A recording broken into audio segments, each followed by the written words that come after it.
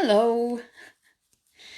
I'm a little out of breath because I was just spending some time with the horses and was with them at their pasture when a hot air balloon was just flying over our heads on the pasture, and it almost landed on the pasture.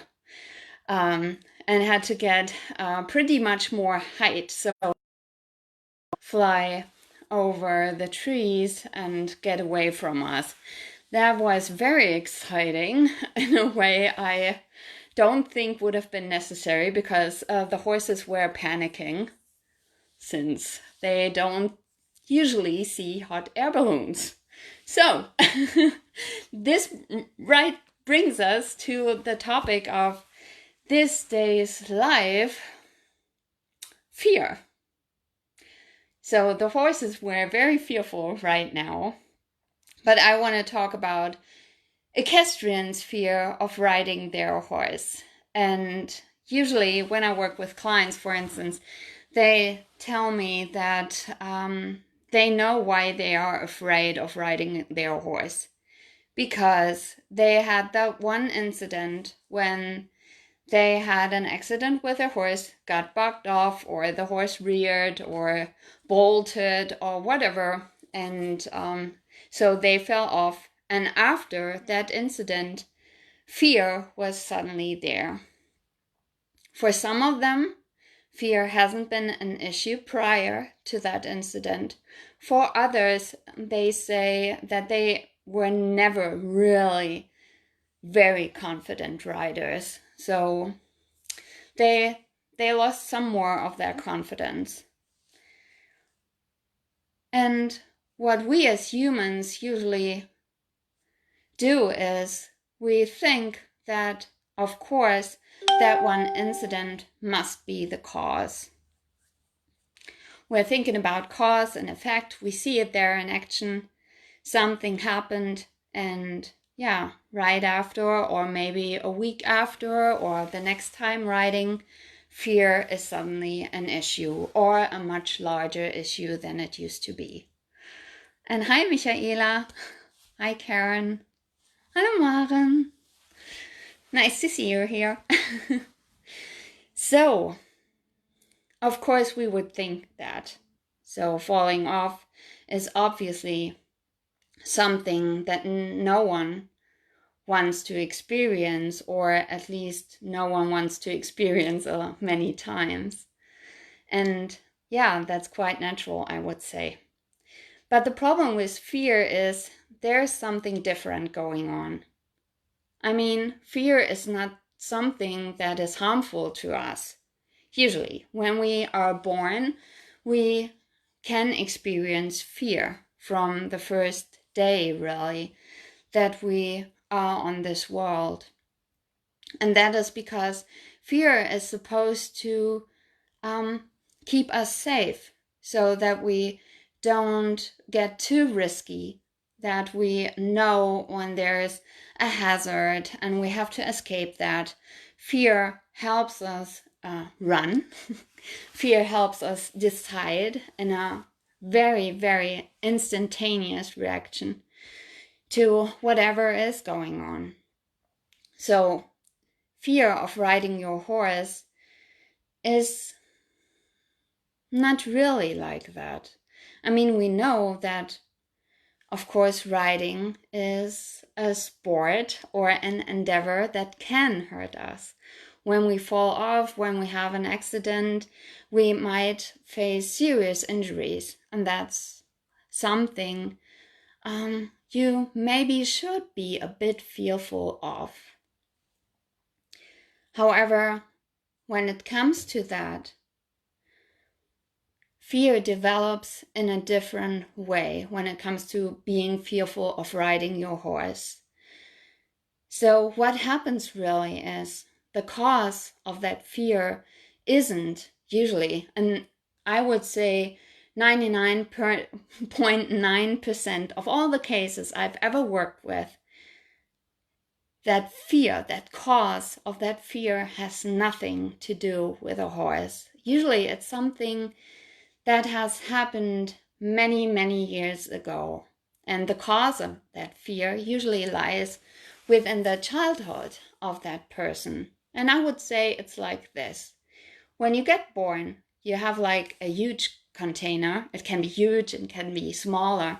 A container where whenever you experience something where you have that emotion of being so out of control, each of those experiences gets into that container. And then at some point, when that container is full and something happens, so it spills over, that is when fear really settles in. But the cause of that fear is not that last incident. The cause of the fear lies so much further down that person's history, really. There's also a difference, or there might be a difference in the size of that container. Some people have like a huge container they are born with. They can experience many, many incidents where they lost control without ever getting so fearful of that thing they were doing. They like to do in a way. So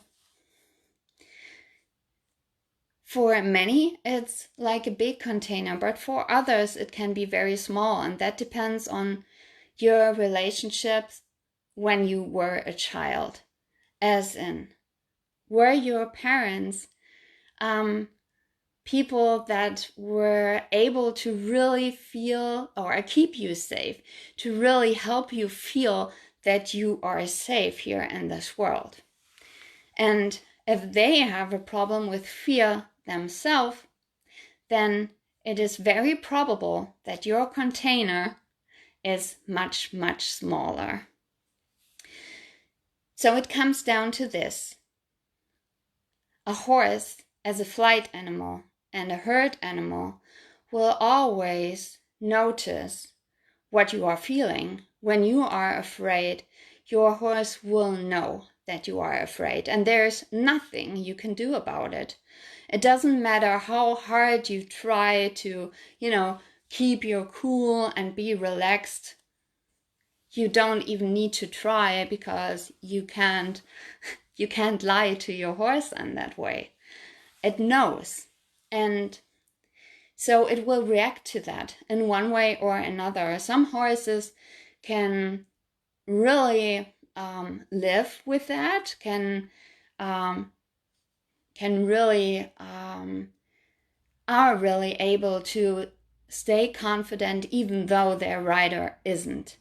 But I would say many horses can't do that. They aren't confident in themselves within that situation, really, so that they will get very frightened as well. And then what happens is you're frightened, your horse gets frightened, you get frightened even more, your horse gets so much more afraid. So it's really something that you have a vicious circle you really need to break.